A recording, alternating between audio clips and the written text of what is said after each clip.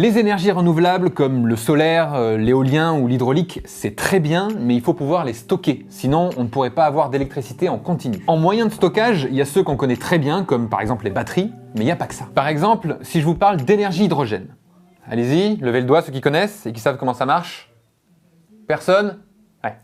Voilà. Et pourtant, l'énergie hydrogène est l'une des solutions pour stocker de l'énergie verte. Par contre, on est d'accord avec vous, le nom fait un peu peur. On dirait un peu le nom d'une arme de méchant dans un film de super-héros. Je vais anéantir le monde avec mon énergie à hydrogène. Et pourtant, pas du tout. L'hydrogène, c'est l'élément chimique le plus petit et le plus simple au monde. C'est un proton et un électron. C'est tout. Et pour vous dire, son numéro de classification, c'est le 1. Et l'hydrogène, c'est aussi l'élément le plus présent dans l'univers tout entier. On le trouve partout, vraiment partout. C'est par exemple le H de H2O. Et H2O, vous le savez sûrement, c'est l'eau. Et l'hydrogène a une particularité intéressante, il libère 4 fois plus d'énergie que le charbon et 3 fois plus que le pétrole. C'est pas mal. Sauf que l'hydrogène ne peut pas être trouvé naturellement sous cette forme. Il est souvent groupé avec un autre atome pour former une molécule ou avec lui-même pour former du dihydrogène. Donc 2 atomes d'hydrogène. Et c'est ça qui est utilisé pour faire de l'électricité dans une pile à hydrogène. C'est la réaction chimique entre le dihydrogène et l'oxygène qui va créer de l'électricité et de l'eau. La pile à hydrogène ne rejette donc que de l'eau. Alors, tout paraît beau, mais il y a quand même un petit souci. Le dihydrogène est partout, mais il faut l'extraire. Et aujourd'hui, la manière la plus simple, c'est de l'extraire du pétrole, du charbon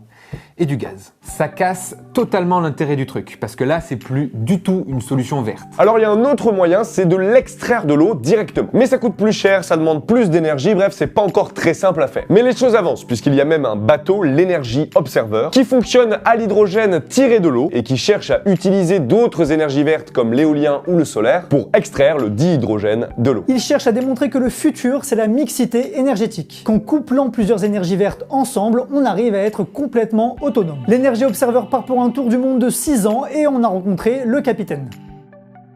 Ce navire symbolise le futur de l'énergie. L'idée, c'est de viser l'autonomie énergétique à partir de différentes sources d'énergie renouvelables et plusieurs formes de stockage. On a du stockage court terme avec nos batteries et du stockage long terme avec l'hydrogène que l'on produit à partir de l'électrolyse de l'eau de mer. On voit le mix de stockage entre les batteries, lithium-ion 400 volts, et les réserves d'hydrogène. Court terme, long terme. Ici, c'est la première étape pour la chaîne hydrogène. C'est la désalinisation de l'eau de mer. Deuxième étape, on transforme cette eau en eau pure. On la déionise pour qu'elle puisse être ensuite électrolysée. Ici, c'est l'électrolyseur. C'est l'inverse de la pile à combustible. C'est par ce procédé que l'on casse la molécule H2O. On sépare l'oxygène du dihydrogène. La pile à combustible, c'est une brique technologique essentielle de ce navire hydrogène. C'est ici qu'on transforme l'énergie hydrogène en électricité et en chaleur. Ici, on a le moteur électrique bâbord qui entraîne la ligne d'arbre qui fait tourner l'hélice. Ici, on a les réservoirs d'hydrogène. On a environ 62 litres, ce qui correspond à 2 MWh d'énergie. Voilà, maintenant vous savez un peu plus comment fonctionne l'hydrogène qui pourrait être une solution efficace de stockage des énergies renouvelables. Pour être réutilisé plus tard dans une voiture, un bateau ou un train par exemple. Il reste bien sûr beaucoup à développer dans ce vecteur énergétique, mais c'est déjà énorme et on est en bon chemin.